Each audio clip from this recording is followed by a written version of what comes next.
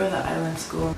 Well, I was a teacher at a traditional school, and just realizing that every time I really captured kids and got them out in the environment, that was where things were happening, for me and for the kids. We realized early on that true place-based education is when the place and the way you live is what educates the students.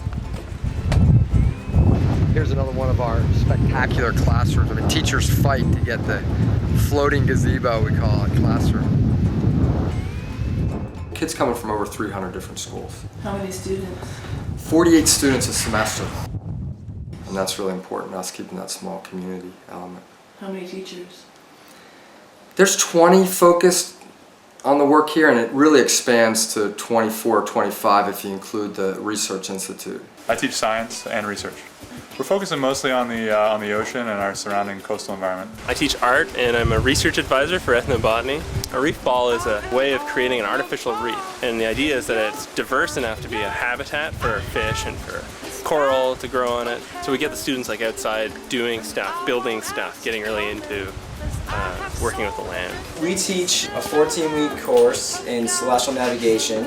There's the arm you can swing. You know, when you're on a ship, you would go and you would find the sun, or you'd find some other celestial body, and from that angle and the time, you can work out your position. That's what we teach our students how to do. And every course that we do here is a little bit different from the schools that they come from, in the sense that the humanities course takes you a little outside the box. But this is the course I think really introduces kids to the idea that education doesn't have to be traditional, and they're learning a lot of traditional theory through celestial navigation, but at the same time it's totally breaking that mold of what they've ever experienced before in a classroom.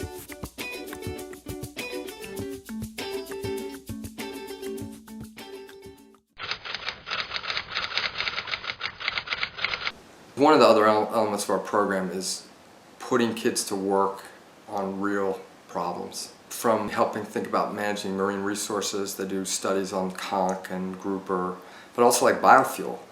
Biofuel was a student research project, and now it's providing savings for our school, along with really allowing us to live what we preach. We get our waste oil off a cruise ship, and so you can imagine there's 4,000 Americans eating French fries on a cruise ship, and our guys go down, we pick it up in 5-gallon drums and turn it into a diesel alternative. Made 150 gallons this morning, and this is my last batch, and this is 100 gallons here, so altogether it's 200 gallon batch, 250 gallons that I made for the day. What is it? Biodiesel. Biodiesel. Biodiesel. There's 7-gallon containers, and we get probably 80 of them a week. And we're looking constantly for ways to reuse them. Some of them we clean out and give to the community to use for hauling water to crops. Here we've just filled them with ocean water and used them as dead weights to hold our bikes up. We've used them for landscape walls. We cut them in half and use them as potters for plants. We're just always looking for ways to kind of reuse these materials because it's a fantastic resource for us right here. This is where we do our research. We've got an experimental hatchery. You can hear the pumps. This is all a flow-through saltwater system. We've got some freshwater we'll talk about further down. The next project we're going to talk about is aquaponics.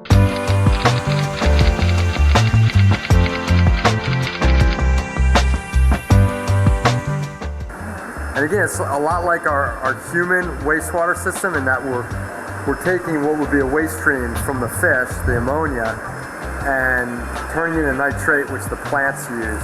And then obviously the plants are cleaning that water. So that kind of symbiotic plant to fish relationship is allowing us to literally create a plate of food, right? You got tilapia and some salad and you're ready to go.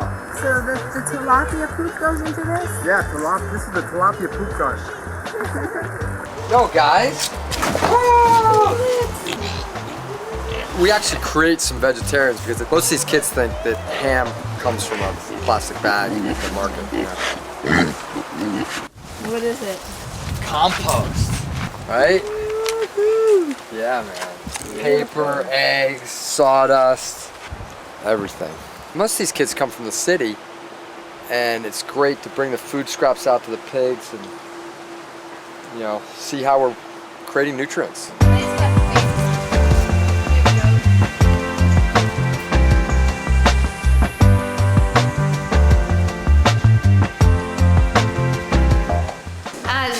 These cookies over here were just cooked in our newly built solar oven. Right here we have, on the top floor of the girls' dorm, you can see our solar panel installation on the roof.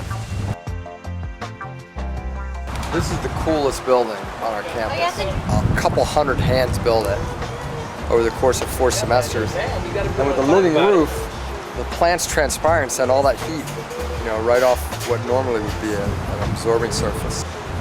We retrofitted all these buildings and decided to really capture the productive functions of a wetland that use just plants and sunlight to break down the wastes that are coming through our septic system.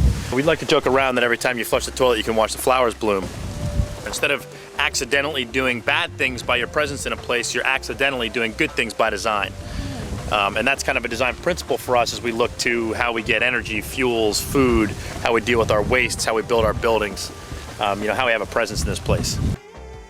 I believe in more of a kind of mind, body, spirit experience. I got young, talented people here coming up with new ideas. I really talk about making a big difference in the world, changing the world. Because these kids from a multitude of different backgrounds are really inspired to make a difference.